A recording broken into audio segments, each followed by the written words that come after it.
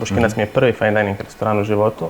Ja nisam imao neka, kažem, iskustva prije toga, ni s jednom zvijezdicom, a kamoli s tri, ja sam odmah na 3. Kad sam došao, totalna vojska, zapravo, taj restoran je i osmišljen po meni da radi stažisti unutra. Iscrpljujuće je zapravo raditi ko robot u rutini. Prvih 10 dana mi je bilo zanimljivo, nakon 10 dana sam molio Boga da završi. Znači, ja ne jedam van jelo ako nisam 1000% siguran. Vizualno, okusno, mirisno, prezentacijski, kako će to funkcionirati u... To je mašina koja se mora okretati savršeno. U jednom periodu se puno fine dining, lažnih fine dining restorana otvorilo u Hrvatskoj. Lažnih. Puno. U jednom periodu, prije dosta godina. I ljudi koji su i dali jednom priliku su došli, opekli se, rekli jebeš taj fine dining.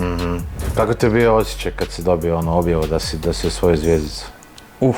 Neponovljiv dan u cijelom životu iz razloga što... Pozdrav svima i dobrodošli u novu epizodu Tipsy podcasta, podcast koji detaljno ulazi u teme ugostiteljstva, gastronomije, vina i destilata sa majstorima zanata. Danas je sa nama kuhar koji je prošao ozbiljne fine dining restorane po Europi. Donio je na otok Pag u restoran Boškinac Michelinovu zvjezdicu i naravno član je ŽRE ekipe Matija Bregeš. Matija, dobrodošao. Hvala na pozivu, pozdrav. Naravno, čast mi je i zadovoljstvo. Pa evo, prije svega, kako si ti nama? Pa evo, odlično, odmorno, spreman za nove pobjede, novu sezonu. Morski dio ugostiteljstva je malo drugačiji, tako da mi imamo vremena za malo veći odmor, a onda to sve nadoknadimo u sezoni i u ljetu. Da, koliko imaš koliko se stigneš odmoriti po zimi? Pa stvarno dobro i kvalitetno, da. Ja živiš u Zagrebu? Živim u Zagrebu 4 mjeseca, kad ne radim, naravno, u Boškincu. Da, okej, ajde krenuo bi s ovim, jer sam se baš iznenadio kad sam te googlao i to, znači ovi restorani gdje si ti stažirao, kao što si mi rekao, znači Geranium Copenhagen, 3 zvjezdice i najbolji restoran na svijetu 2022, je li tako? 2022, godinu poslije što sam ja bio, 21. ja mislim. Eto. Azurmendi Bilbao, isto 3 zvjezdice i ne znam da li ovaj i Nizozemlje Dalibri. Tako je, isto 3 zvjezdice. To je sve gdje si ti dobio staž, gdje si išao i... Tako je. Dobro, daj nam malo dočaraj kako je uopće raditi u takvim restoranima i što si tamo naučio.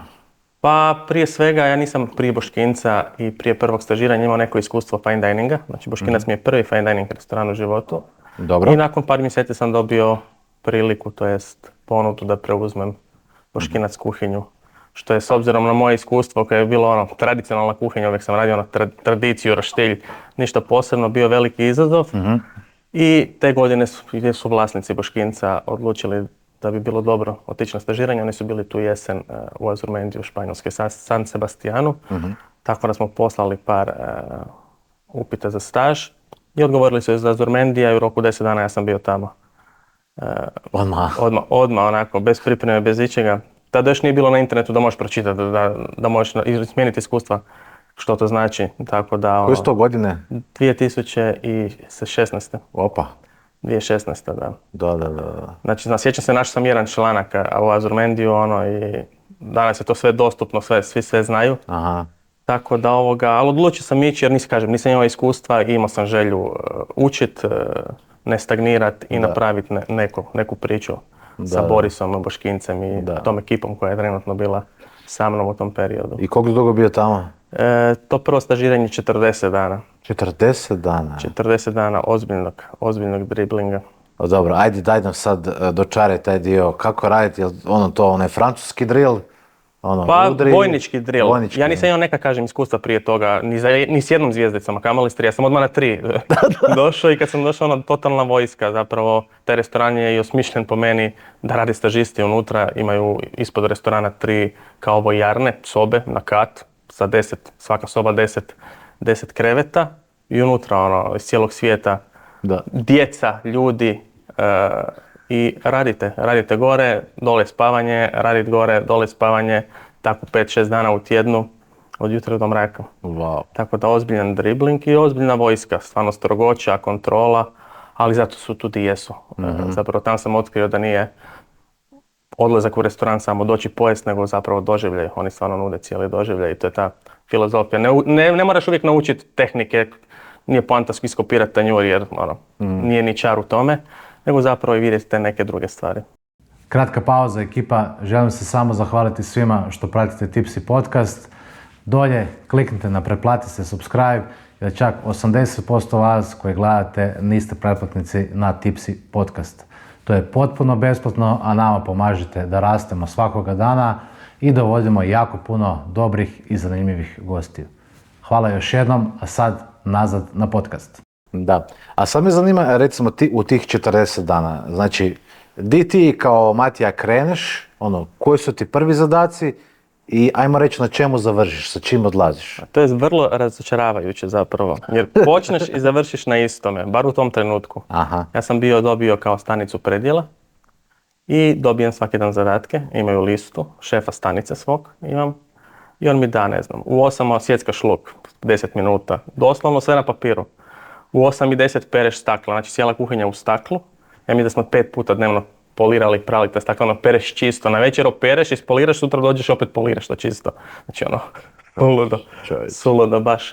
Mijenjaju one krpice na trevima svaki dan 3 puta, plastike sve u frižiderima dnevno 2 puta, baš suludo, gledao sam znači iscrpljujuće je zapravo raditi ko robot u rutini. Prvih 10 dana mi je bilo zanimljivo, nakon 10 dana sam molio Boga da završi. I što je zanimljivo, nakon par dana sam, pošto je predjelo prvo dolazilo i prvo završavalo servis, sam pitao da ostanem na drugoj stanici. Ne, kao da ne smetaš, oni su sve toliko posložili, popeglali, ti završiš svoje, kad nemaš šta da raditi, ruke na leđima kao vojska. Baš kao vojska, tad je bila baš stroga atmosfera. Čovječe. Ali čekaj, je li on tebi odmah došao luk na brunoazi, to je to? Da. Ali ti to znaš, ne znaš? Pokaže ti, sve ti pokaže, da. Prvi dan ti pokaže, mislim, trebao bi znati luk na brunoazi, došao u 3 zvjezdice stažirati. Ja sam imao tad 25-6 godina, tako da nije baš nula iskustva, imao sam iskustva, ali u klasičnim restoranima. Da, ali mislim, znam, ljudi su mi pričali nekad kao, ajmo reći, ne baš toliko iskusan kuhar, ali sa nekim iskustvom, da možda nekad ljudi jednostavno ne znaju te izraze. Da mu je teško onda nekom ko ne zna izraze objašnjavati, treba mi julienne, treba mi brunoise, znaš. I da su boriš se. Borba. Tada u tom trenutku ni moj engleski nije bio perfektan. Nisam imao prilike se puno koristiti njime, što je isto pogotovo u profesionalnoj kuhinji. Ali ja mislim da je to snalažljivost, inteligencija. Da. I moraš se jednostavno ući u kave s lavovima i boriti se i to je to. A taj sad dio, znači ti se vraćaš onda iz Bilbao, tako je, se vraćaš nazad na Pag, jel tako? Tako je. I da li si ti tu tada već šef ili tako je, već jesi? Tada sam par dana prije stažiranja, zapravo na kraju te sezone moje prve, ja sam došao kao kuhar pa sam postao sušef nakon 2 mjeseca, su mi ponudili poziciju i na kraju sezone glavnog šefa. Kad sam ja to prihvatio, tada smo i počeli proces zapravo da krenem sa stažiranjem nekim. I šta te dovelo do pozicije šefa? Što me dovelo? Da. Pa evo, vlasnik prije svega koji je prepoznao u meni neki potencijal. Bila je to hrabra odluka sigurno dati nekome da se igra, ajmo to tako nazvat, u takvoj kući, ali i trud. Ja sam se stvarno trudio na svakom poslu, tako i na ovom, svaki dan. I on je zapravo nešto prepoznao u tom trenu. Da, čini se da je dobro odlučio. Čini se sad. Da, isto sam tako pročitao, ali mislim to mi je nekako logično, pošto ste i dobili Michelina. Ali logično mi je da si koristio jako puno tih autohtonih domaćih namirnica. Jer to je nekako svugdje gdje je Michelin 1, 2, 3, dosta onako se to cijeni, ajmo reći. Da. Znači ti si doslovno, sad poznaš cijeli Pag, svaku travku i znaš točno... Da, zapravo poznajem Pag bolje nego doma teritorij skoro. Baš istraživali smo ga onak temeljno. Mi dolazimo na otok mjesec dana, mjesec i pol prije otvaranja. Kostur tima, znači su šef, ja, pastry šef i stvarno i poslije posla, prije posla odlazimo na izletiće, istražujemo sve trave i Boris je puno izleta organizirao, on je imao ja sad isto imam dosta poznanstava, ali u početku nas je on povezao s nekim bakicama, gospođama, da odemo na polje, da nam pokaže te trave, tako da stvarno puno smo ulagali u sebe, cijeli tim. Da. I to je ključ, ja mislim. Istraživanje. Još uvijek. Svake godine u 3. mjesecu kad dođemo svaki put otkrijemo nešto novo. To je... Da, bez toga teško da možeš... Bez toga teško, da. Jel, jučer sam snimao Melchiora pa mi je rekao da su nabave dosta onako problematične kad doćeš kuhat na visokoj razini. Pa ne mogu reći da su problematične u mom slučaju, jer stvarno radimo 90% lokalno. Imali smo do prije par godina najvećih problema sa povrćem. Na otoku nema OPG-a, nema neko koji proizvodi povrće, ali uspjeli smo u Zadru zapravo organizirati jednu gospođu koja ima vrt, koja prodaje na Zadru na tržnici i koja uzgaja organsko povrće. Pa smo se i mi ugurali u nju i za nas uzgaja ono najbolje što može i stvarno je kvalitetno. I tu ide Boris 1-2 puta tjedno u Zadar, što je opet 150 km da imamo kvalitetno povrće za nas. A ostalo nam je sve u krugu, sir, janjetina, bilje beremo sami, veliku većinu samonikog bilja beremo sami, cvijeće ne kupujemo, klice ne kupujemo, znači sve sami beremo na poljima. Kuhinjski tim. Prije posla odemo pola sata Salikorniju, Motar, stvarno znamo lokacije sad, otok je dosta velik i dosta lokacija onak napušteno, nema turizma, tako da imamo stvarno kvalitetne te neke divne stvari. Spektakl, I zapravo bogatstvo u tome. Da. Ja sam kuhao i u Zagrebu, šta možeš u Zagrebu? Moraš naručiti, nemaš ti tu izbora, sad idem ja malo van, tamo odem od 5 minuta od Boškinca i naberem čuda. Da, ne možeš. I to je stvarno bogatstvo. Da, vidiš, to je, mislim, zato volim ovaj format kad ti to tako kažeš, da dopre do ljudi zašto je takav restoran, zašto je i takva cijena i zašto ta jela tako izgledaju. I da nije to neko presaravanje, ko što dosta ljudi to zna tako shvatiti, nego da je to zapravo taj experience kojeg si ti... Pa da, i najveći plus toga je svaki gost koji dođe i možda, sigurno neki imaju takvo razmišljanje, poslije izađu baš wow. A daj mi reci, ajmo sad na tu 2020, ako se ne varam, kada ste dobili zvjezdicu, tako. Ti, pretpostavljam, sigurno nisi kuhao da dobiješ zvjezdicu. Pa ne. Kuhao si kak si kuhao, jel? Kuhali smo najbolje na svijetu što mi znamo. I još uvijek, ja svaki dan kuham najbolje što u tom trenutku znam, mogu, cijeli tim oko mene. I ne razmišljam ili imam 5 kuhara, 15 kuhara. Stvarno, znači radim hranu kako želim kuhati. Ako mi treba za to 3 sata, doći ću ranije, cijeli tim i sve organizaciji. Znači, ako se dobro organiziramo, svašta se može stvarno izvući. Da, dobro. Kak izgleda, znači, meni u tom trenutku prije nego vi zapravo dobijete zvjezdicu? Onda moramo se vratiti na 16. kad sam tek došao. Slobodno. Sad smo puno to razdijelili i popeglali i sad je stvarno sve super, ali tad nije bilo restorana i konobe u ovom smislu kao što je sad. I u restoranu je bilo 20 klasika, znači salata od hobotnice, 2 vrste rižota, riba na žaru, T-bone steakovi, sir pršut, tapasi, 20 jela, visoke bistrologije bi tada rekao, degustacijske meni, znači to je bilo ono kaotično, ali ja sam došao iz Zagreba gdje sam imao 150 jela na karti pa mi nije bilo toliko, ali sad kad pogledam bilo je ono kaotično u smislu kupusara. Da. I što je bilo to je bilo vrijeme 2016. posle one krize, nije niko ni kuhao, ja mislim. Idem jedan meni high level i to je to. Aha. Tako da smo godinu po godinu dizali. Sljedeće godine posle Azurmendija smo maknuli, ostavili smo samo 5 klasika, jedan degustacijski meni i ja mislim 12 jela koja si mogao birati, koja su bila već na nekom nivou. Godinu poslije smo izbacili skroz klasike, preselili u konobu odvojili kuhinju i sve. I tako smo zapravo pročistili. 2020. smo onda imali, to jest prije zvjezdice smo imali 3 menija od 3 slijeda i 2 degustacijska različita. I 2 degustacijska različita. Vjerojatno riba i meso, jel? Ne, uvijek miks. Miks? Da, imali smo u ta 3 slijeda, 3 menija po 3 slijeda, jedan je bio more, jedan kopno i jedan vrt. Tako meso, riba i povrtni. A degustacijski je ono da se prepustiš i da dobiješ cijelinu otoka, zapravo ono što želimo pokazati. Aha, i koliko si u tom degustacijskom imao slijedova? Tada je, to je godina prije zvjezdice, s tim menijom smo dobili zvjezdicu, imali smo, ja mislim, 5 i 7. 5 i 7. Tako je. I znači, na osnovu toga si dobio, dakle, tu Michelinovu zvjezdicu. To je nakon Rudija i Dubrovnika, je li tako? Mislim da 6. restoran smo u Hrvatskoj bili sa zvijezdicom. 6. restoran sa zvijezdicom. Monte, Rudi, Dubrovnik, Draga Djelovrana, ja mislim. I mi smo dobili iste godine Kati Lešić Dimitri. Aha, ok, sad na Korčuli. Tako je. Ok. Dobro, i da li se onda, znači nakon toga, da li si išta mijenjao, znači to su klasična pitanja. Šta ste promijenili kad ste dobili zvijezdicu? Promijenili smo sve. Sve? Da. Opa. Sve. Svake godine mijenjamo sve. A svake godine? Svake godine mijenjamo cijeli meni. Prošle godine smo imali 8 i 6 slijedova. 6 slijedova je 19 nečega, 8 je 24. 24 slijeda. 24 slijeda. I to je stvarno iscrpljujuće svake godine. Ne radiš ti 8 slijedova, seram jela i lapa pa. Da. Znači to je tih mjesec dana prije sezone nam je ključnih jer u miru, nemaš narudžbi. Te godine kad smo dobili zvijezdicu, a desilo se puno tih faktora, korona se desila. Sušef koji je bio godinama sa mnom je poginuo par tjedana prije zvijezdice.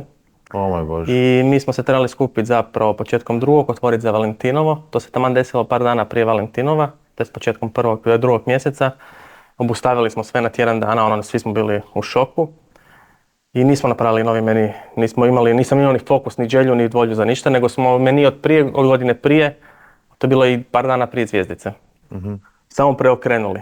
Aha. I to se može, ako si snalažiš. Baš smo ga preokrenuli i dobili su gosti nova jela, ali sa komponentama onog prijašnjeg menija i malo smo to zakamuflirali. I dva tjedna nakon otvorenja smo dobili zvijezdicu. I onda, te godine iza Valentinova, inače na drugi, treći mjesec na otoku baš nije posla, nešto previše. Te godine i prije zvijezdice krenulo baš jako. Baš jako posao, onako sam po sebi? Sam po sebi. Jer godinu prije zvijezdice smo dobili nagradu najbolji restoran Hrvatske. Ja sam dobio neku nagradu Mlada nada Hrvatske. Osjetila se nešto, da se nešto događa na Pagu i krenulo je fino. I zvijezdica kad je došla samo je nastavilo. Rola, ti nemaš ti vremena sad, ti svaki dan imaš servis. Nemaš ti vremena napraviti 10 jela. Da to bude to. Znači ja ne jedam van jelo ako nisam 1000% siguran vizualno, okusno, mirisno, prezentacijski, kako će to funkcionirati to je mašina koja se mora okretati savršeno. I bilo je izazovno i onda se desila korona i lockdown. I onda smo mi mjesec i pol bili zatvoreni. Imali smo 20 dana mira pročistiti glavu i napraviti novi kvalitetan meni, te 20. I onda smo sljedeći 20 dana rušili drva u šumi, da iskoristimo vrijeme. I to je bilo isto milina.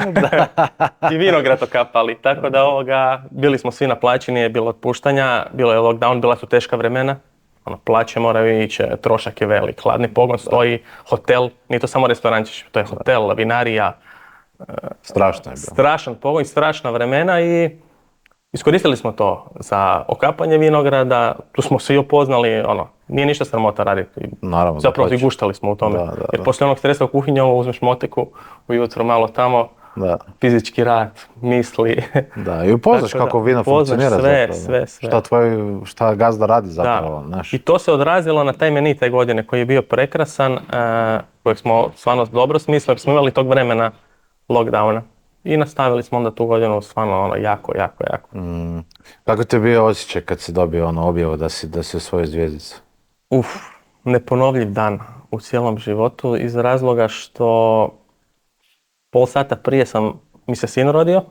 Ma da! I mislim da to ne možeš dijete mi se rodilo iz zvijezdice u razmaku, sat vremena.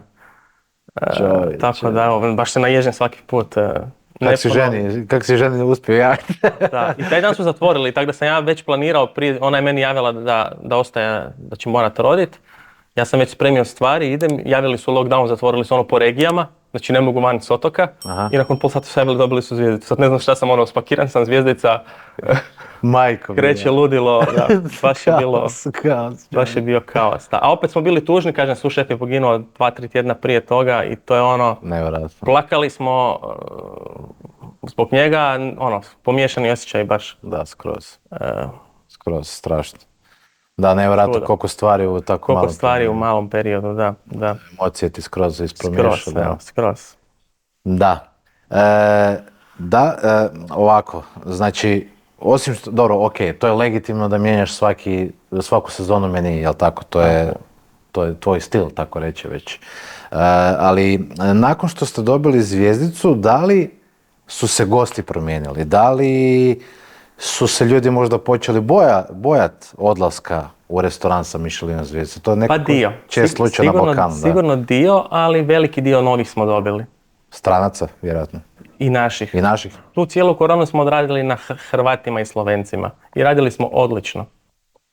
Da, Slovenci su česti gosti. Moramo uzeti u obzir da je bio lockdown i da smo tu sigurno par mjeseci izgubili. Ali brojčano, s obzirom da je bila korona, i da je bilo zatvorene, ljudi su se bojali putovati, mi smo stvarno super radili na Hrvatima, Slovencima i ovom tu našoj regiji. Jel? I oni su to prihvatili, naravno. Sve. Oni su to super prihvatili, da, jer puno Hrvata i putuje i na daleka mjesta i svi su tu ostali u našem nekom gnjezdu, jel? Tako je, da. I dali su priliku nečem ovdje, bliže. Da. Vrlo jasno i precizno. Reci mi, ti si onda iz Boškinca otišao za Zagreb? Tako je. U Baltazar. Kad je to bilo? Te godine 20. Znači to se izdešavalo svašta te godine. I stvarno smo jako radili. I ja prvi 6 mjeseci nisam ni vidio dijete. I to je bio jedan od ključnih razloga da kažem to je to. Već sam bio 5-6 godina u Boškincu na otoku. Došlo mi je do zasjećenja. Osjetio sam da ne mogu davati 100%. I u tom trenu sam zvao Borisa, sjeli smo i rekao sam ne mogu.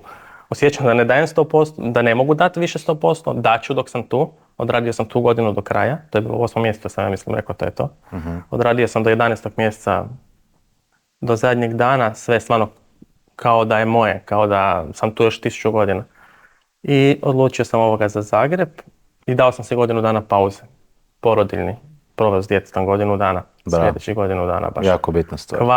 Kvalitetno vrijeme koje mi niko ne može nadoknaditi, platiti ili bilo šta.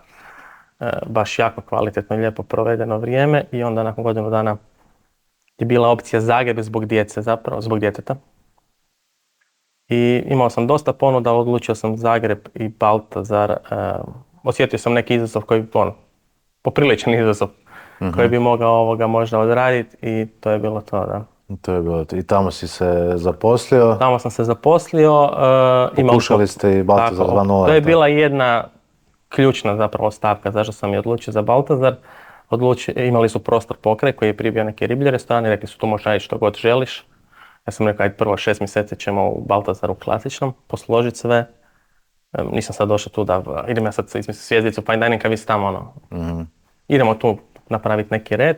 I tako je bilo, 6 mjeseci sam posvetio Baltazaru jedinici, tom klasičnom dijelu, koji smo stvarno transformirali, ja mislim, od onoga što je bilo i što sam ja zatekao kad smo došli do poslije razlika nebo i zemlja. Mislim, stvarno, i u Baltazar jedinici, s obzirom na količinu ljudi koje smo dnevno kuhali, smo radili stvarno, štrukle s fermentiranim sirom, neki zagrebački koji sam radio u Boškincu sličan godinu prije. Znači, u restoranu sa zvjezdicama sam radio sad nešto slično. To je sa panko mrvicama? Tako je. Taj sam probao, nisi ti, prošle godine sam ga probao. Bio je top, rekli su mi da je to tvoj recept. Da, tako da ostavili su i sad još uvijek nekih mojih recepata, tatar biftek. Stvarno smo, trudio sam se, nije mi bitno sad ili fine dining, bitno mi je da napravim savršen. Dobar tanjur, da su gosti zadovoljni, da li je to fine dining ili je to neka nacionalna kuhinja, mislim da se trebaš potruditi oko svakog gosta. Na mjestu gdje radiš zapravo. Da. Tako da stvarno sam posvetio tih 6 mjeseci tamo i onda smo otvorili Baltazar 2. I mislio sam, smo na Pagu onako radili, tu će biti redovi dole do katedrale. Imali smo samo 5 stolova, radili smo maksimalno ako imaš 5 dvojki, 10 ljudi, to je to. 4 dana u tjednu, samo večere. I jedan meni. Znači baš onako, interes katastrofa. Nemoj zezati. Interes katastrofa. Hrana je bila po meni baš dobra. Nisi to nešto u Zagrebu mogao je se radio. Meni osobno je inspiracija uvijek tradicija. Znači na Pagu radim, janjiće, tripice, riblji saur, pašticadu. Tu sam napravio meni, patke i mlinci, siri vrhnje, štrukli. Znači sve neka fine dining verzija, eingemachtec, grincek, jedno jelo od grinceka samo. Jela promišljena, baš dobro, ali interes katastrofa. Zašto? Katastrofa, evo ne znam. Zagreb je teško tržište. I pričao sam i s nekim kolegama koji imaju i degustacijski meni i a la carte ponudu i to je bilo 2021. 2022. Ono kažu, 1-2 stola degustacijski, sve a la carte. Jednostavno takvo tržište. Do čega je ne znam. Mogu razmišljati, možda ljudi odu na more pa na godišnjem su pa su sutra ok, teško ti u Zagrebu tići danas na neki meni od 6, 7, 8, 10 sljedova, popit malo vina, sutra raditi, srijedu recimo. Da. Ljudi se ne opuste tako. Na more dođu opušteni i prepustiti se i odmaraju. Tako da teško tržište. Da, vidiš, tu je, mislim, Zagreb je teška publika, ali kad te prihvate onda si na konju. Da. Ali ovaj segment, da, malo možda sad kad vratiš film, da li bi takav 5 stolova, 5 dvojki funkcioniralo u Zagrebu, ne znam, ali da sam onak s tobom u timu tad i rekao bi da, gori se. Mi smo bili uvjereni, Baltazar je tad bio krcat. Ime je dugo i mi smo radili dnevno 150 ljudi svaki dan. I u toj jedinici smo stavili Baltazar 2, onaj meni, cijena, znači cijena je bila tad 100 eura. Za 8 sljedova, to je bilo, ja mislim, 16 nečega. Kila, 720 kuna, još su kune bile. A kila drajić mesa je bila 1000 kuna, ja mislim. Znači tam 150 ljudi, tu imaš jedan stol. I pokušavali smo stvarno par mjeseci, baš loš interes, jednostavno nemaš publike. A neki marketing, to nije to pomoglo? Pa ništa, ne. I pozvali smo jednom i 20 novinara kao počastili sa menijem, pa piše, stvarno se pisalo na sva vrata u tom jednom periodu. Nije se nešto desilo. Nevjerojatno. Ne. Pa pazi, nije još to naš da kažem da neki šef izaš iz rupe, čovjek sa zvjezdicom. Pa kažem, ja sam mislio to će redovi biti smo mi na Pagu ovak radili 20. Pa ovo će biti, nije problem, još smo računali kao dnevno da imamo 12 ljudi, nam je top. Da. Ti 12 ljudi dnevno u Zagrebu nisi mogao naći u tom periodu. Čovječ, pa evo mislim, Kroflin kuha ludo u Manu, zvjezdice ni na vidiku nikako da dođe. To je isto, teško sad, ne znam šta reći, da li je do politike, da li je do čega. Pa, ovako gledajući, proučavajući, rekao bi da je politika, ali sad nećemo mi ulaziti u to, ali osim Francuza, Španjolaca, Italijana, nećemo sad. Ko treba dobiti zvjezdicu, ko ne, ali razumiješ, mislim, ok, ne mora biti zvjezdica, ali recimo... Prepoznat je, to je bitno. To je bitno. I kuhinja je brutalna. Ne treba uopće težiti tome. Sigurno je svakom drago ko dobije bilo kakvu nagradu i ko kaže da nije tako, lagao bi. Jednostavno se treba truditi svaki dan da davati najbolje što možeš. I ovo doći će. Da. Jel misliš da Hrvati, baš kao mi kao narod, imamo taj neki strah kojeg sam već spomenuo, recimo od takvog restorana? Sigurno.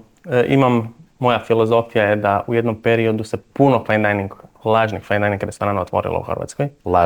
Lažnih. Puno. U jednom periodu prije dosta godina. I ljudi koji su i dali jednom priliku su došli, opekli se, rekli jebeš taj fine dining. Nema šanse. Nema puno. I danas nemaš ti puno pravih iskrenih fine dininga gdje ćeš ti doći, pojesti i reći wow. Šta je za tebe onda pravi iskreni fine dining? Pravi iskreni fine dining je kad pojedem da dobijem vrijednost za novac. Da ne ostane gladan, da dobijem smisleno to nešto, ne nešto što si je tu sad neki šef zamislio u svojoj glavi i samo on to kuži. Ja mislim da gosti trebaju kužiti tu filozofiju, da trebaš kod gosta da izazvati emociju. To je jedan od razloga zašto i ja kuham tradiciju. Jer gost kad dobije, ne znam, pašticadu, izvedeno na ovaki, stavi u usta i to je ono najbolja pašticada koju možeš zamisliti, se poveže s tim, ima neku emociju. Neka dobije, ne znam, mogu bi ja raditi pohani janjeći, ne znam, od janjećeg mozga čuda, ali ko će dobiti samo u mojoj glavi je to što sam ja zamislio i neće on to ni kužiti. Treba napraviti neki kliker, ja mislim. Mislim da je taj segment, evo ja ću ti dati dobar primjer. Mi ovdje imamo liker od kave, ali baza tekila. I sad, puno ljudi ne voli tekilu jer su se nekad davno otrovali sa lošom tekilom koja uopće nije tekila. A prepoznaju okus kave jer ju piju svaki dan. Isto kao što neko zna šta je angemaštice. I onda kad ti njemu daš taj liker od kave, on zna što očekivati, samo što je on na entu, znaš, okusi su jači, ko da je umami praktički. Sad isto ko kod tebe, ti njemu daš angemaštice, ali na svoj način, on zna šta očekivati, ali to je 10 puta bolje. Da, to je emocija i to vidiš kod gosta i ne mora uvijek biti tradicija, ne mora, može on izazvati emociju s nečim sasvim desetim, ali kažem, u jednom periodu su svi mislili da rade fine dining, kako su stavili degustacijski meni, to je bilo ono risotto u degustacijskom meniju, neki bezvezni, ono, su imali u a la carte ponudi. Da. Oni su zapravo iz a la carte ponude napravili nekih 5 sljedova i to ono, niti nutritivno ili je previše ili premalo, ili nije to lako. Da. Viš, taj nutritivni dio sam si isto zapisao, to me jako zanima, pa vjerujem i svako ko drži do sebe, svog tijela. Kako zapravo šef prilagođava nutritivno svoj, recimo, degustacijski meni? Znači, ne možeš natrpat rižoto pun maslaca, sira, onda zakucavat. Znači, kako to treba izgledati iz tvoje perspektive? Pa prije svega treba osmisliti degustacijski meni, ono što si ti zamislio, i treba ga probati. Cijeli. I to ja prvih par godina nisam radio. Ne kažem da sam možda griješio sam sigurno nisam probao. Ali ono, napravim meni, prvo mi ovo jelo sad, prvo ono jelo sad i to je to. Ali zadnje 3-4 godine stvarno napravimo meni. Prvo okusno, vizualno, sve poredimo i onda sjednemo i sjednem kao gost i pojedem sve od početka do kraja. Ne samo ja, nisam ja možda relevantan sad, ja kažem to je super, sam ja to smislio ili moj tim. Da. Sjednem ja, sjedne Boris, sjedne Mirela, supruga njegova, komentiramo i nema tu ega. Nekad sam ja sam sebi najveći kritičar, većinu slučajeva sam sebi najveći kritičar, ali treba slušati ljude oko sebe. I kažem, počeo sam prakticirati svakom stolu izađem. Kod glavnog jela uz prošle godine smo tako koncipirali meni i završavao sam glavno jelo pred stolom i pred ljudima. I to je komunikacija isto vrlo bitna. Feedback. Jer niko nije najpametniji. Sad, ja sam to radio pa bi sad ovo je super, sad vi ste svi treba osluškivati drugi. Da, pa mislim zadnjih nekoliko godina nazad šefovi su postali su zvijezde, tako reći. I što je stvarno super i treba se znati red i neke stvari zašto je taj restoran na tom nivou. Jel nije šef samo kuhar, ti si praktički i menadžer i kuhar i mama i tata. Psiholog, mama, tata, psiholog, sve. Tako da treba to cijeniti, naravno. I kad takva osoba izađe pred gosta, a gost je vjerojatno došao što zbog zvjezdice, što zbog tebe, što zbog ambijenta, što zbog vlasnika, nemam pojma. Mislim da je apsolutno u redu da ti izađeš ispred njih i da oni vide i taj neki skill i da završiš, da popričaš malo s njima. To je dio experience. Dio experience, baš upravo tako. Mislim da je odlazak u ovakav restoran treba biti experience od trena kad sjedne do trena dok ne ode. Znači, meni stvarno nije bitno da bude samo savršeno na tanjuru i pomisli sad baš me briga. Bitno mi kako konobar to odnese, kako to isprezentira i to je bitno. Jer može odnijeti isprezentirati nešto bez veze, znači ima puno malih faktora koje čine sve veći i veći nivo. I uvijek težimo tome, svake godine nešto, još malo dignuti.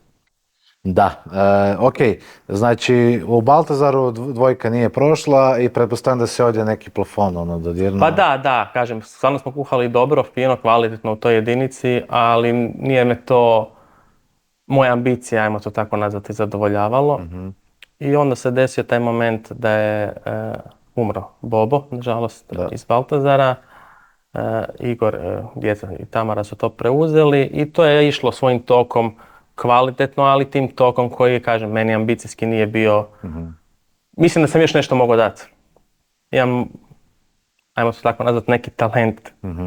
I šteta mi je da sad to ne iskoristim.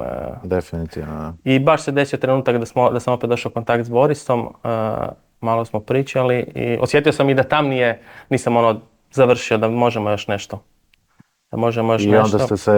I onda smo se tako spojili, ja sam se vratio prošle godine, na početku sezone, pretprošle sad. Da. Znači zadnje 2 sezone sam opet odradio i stvarno u odnosu na 20. je veliki pomak bio već te 2024.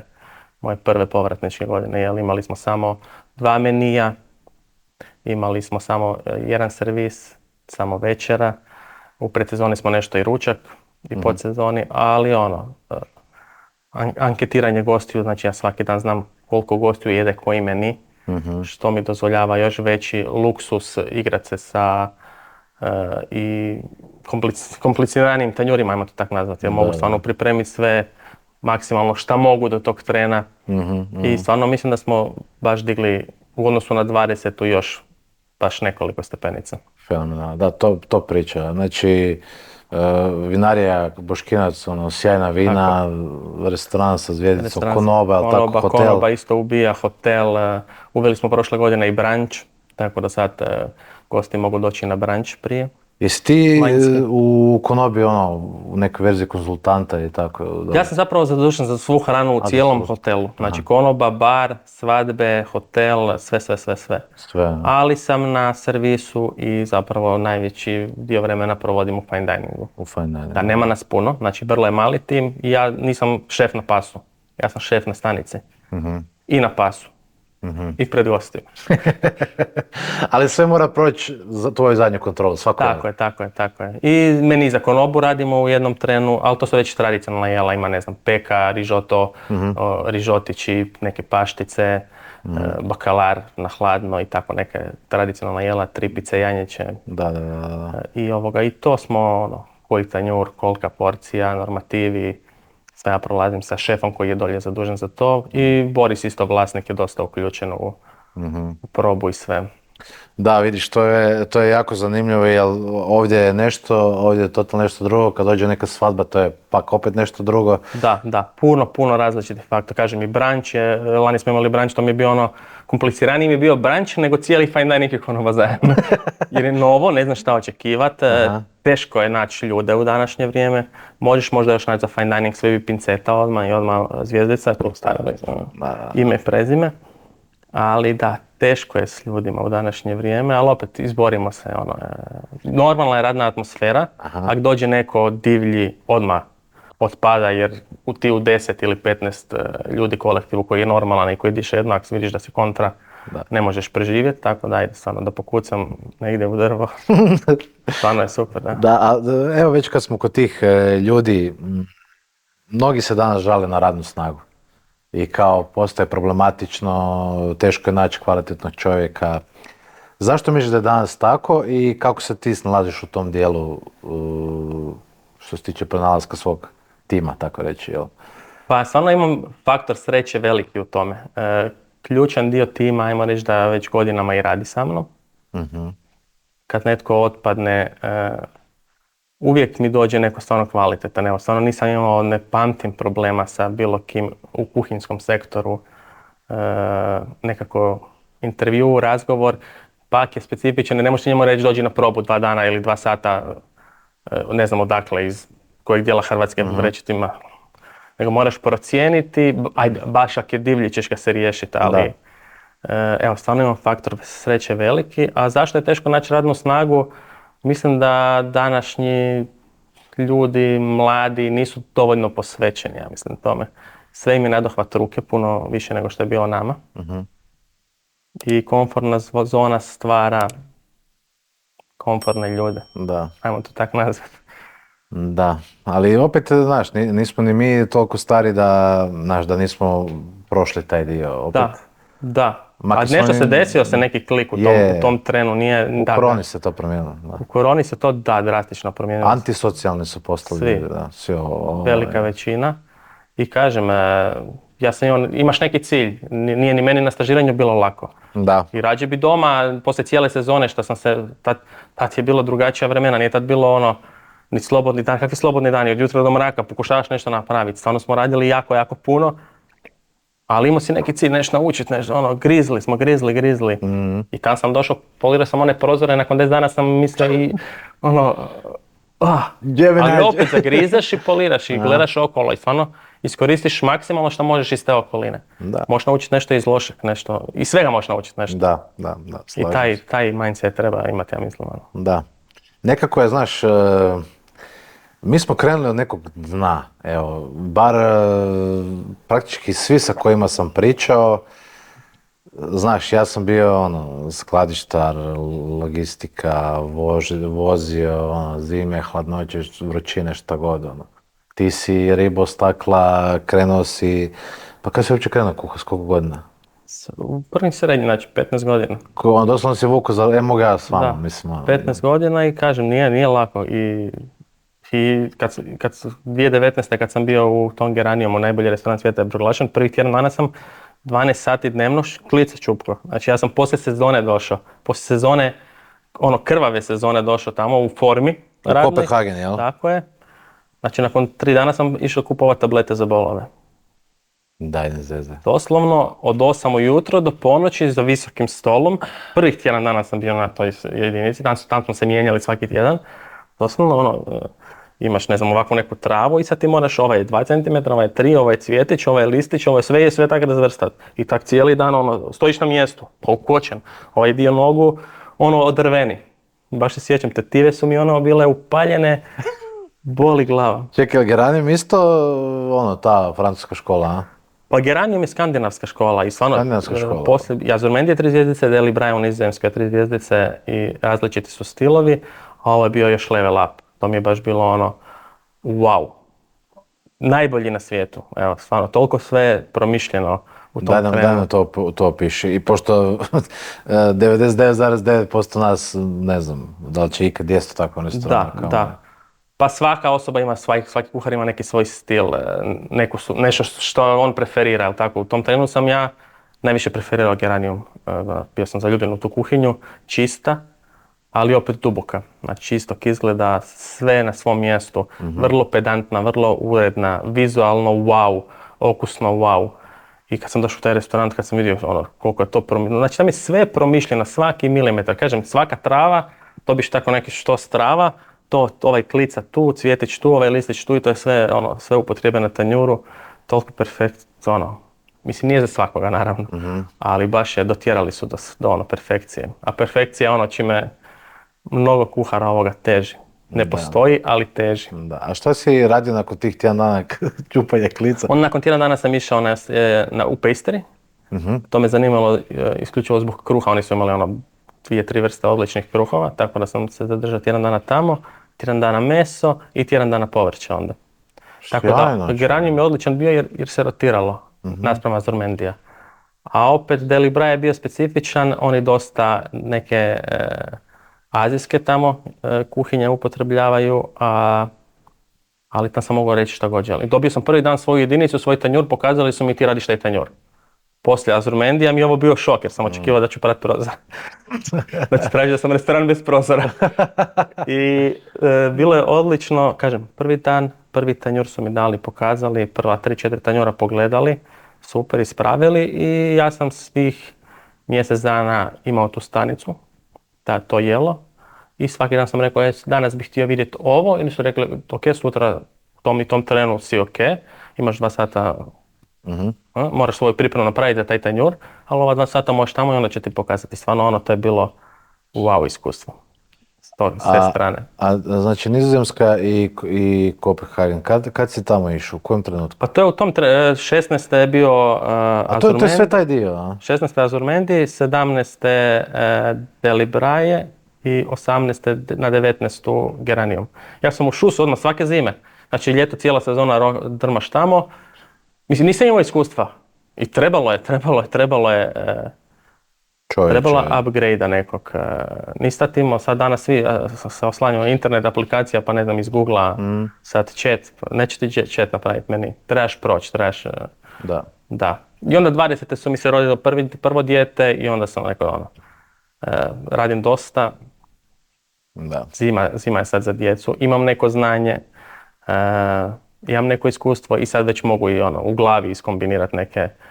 Mislim, i ide mi za sad. Ako dođe do neke blokade, sigurno postoji mogućnost da možda i odem opet negdje. Na kraći period, da me žena ne ubije, ali... ali neke nove vizire da se otvore. Ali neke nove vizire. Ali opet mislim da tak nove vizire i sa konzumacijom hrane. Dobivaš odlazak u restorane, odlazak u prirodu. Svako naći svoju inspiraciju negdje. Da. Ali očigledno ti baš moraš to živjeti.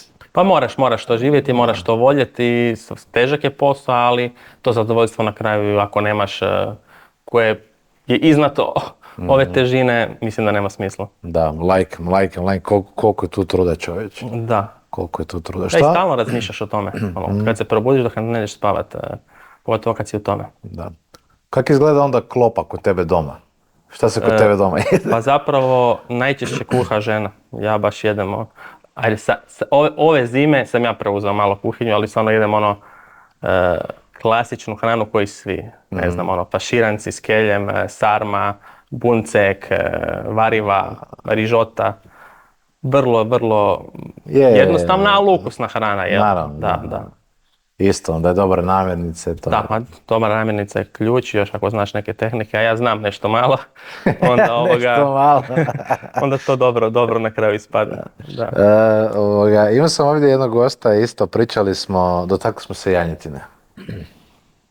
Što paške, što creške, što rumunjske.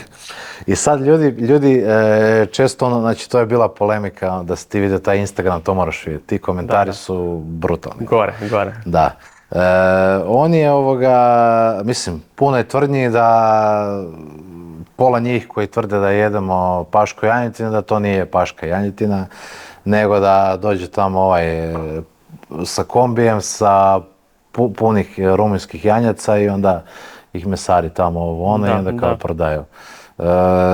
Šta ti misliš o tome i da li misliš da ima dovoljno janjetine? Sigurno ne. Sigurno ne za svo to tržište koje prodaje. Ima sigurno provjerenih restorana koji stvarno prodaju pašku janjetinu. Ali da, evo, kao i u svim sektorima ima nekog muljanja, tako sigurno ima. Da. U nekim neprovjerenim restoranima, ne znam kojim, ali ne ulazim u to. Mislim da možeš onak vidjeti po strukturi već. Pa da. Jasno ti je. Dobro, kad smo već na moru, jedno pitanje što pitam često kuhare, a to je u kojem smjeru ti misliš da ide hrvatski turizam i naša gastronomija, pogotovo dolje na jugu? Da, teško pitanje. A ide u smjeru ne baš najboljem, ajmo tak nazvat. Još uvijek dosta velika većina restorana radi samo par mjeseci. Da. Teško je naći dati radnu snagu. Mm-hmm. Za par mjeseci teško je onda naći neku kvalitetu. Onda svi idu linijom lakšeg otpora, kupe sve gotovo, svi imaju isti meni skoro i da, ima nekolicina koje se bore i mislim da takve treba podržati. Da, naravno zbog tog kratkog perioda sezone često su cijene previsoke za krajnjeg konzumenta. A to nikako naš... Pa najveći problem je što je cijena lošeg i cijena odličnog blizu. Vrlo blizu. Mm-hmm.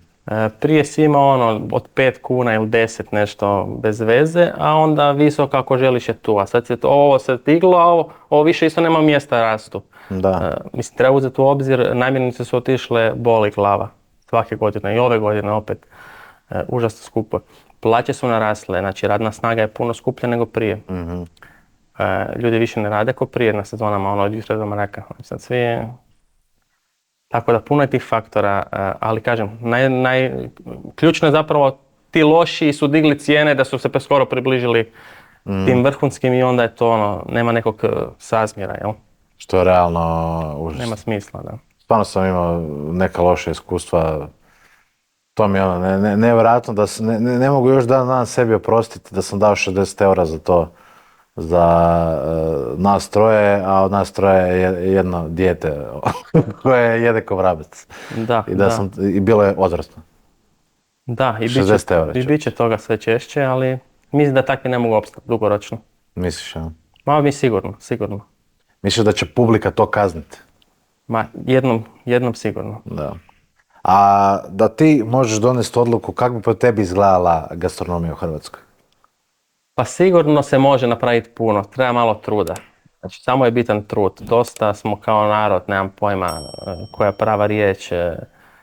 Letargični. Da, idemo linijom lakšeg otpora, pa ne znam, napravite 2 dobra jela pa probajte malo gosti će sigurno imati drugačiji feedback nego smrznuto, gotovo, najniže moguće platiti, najviše moguće naplatiti.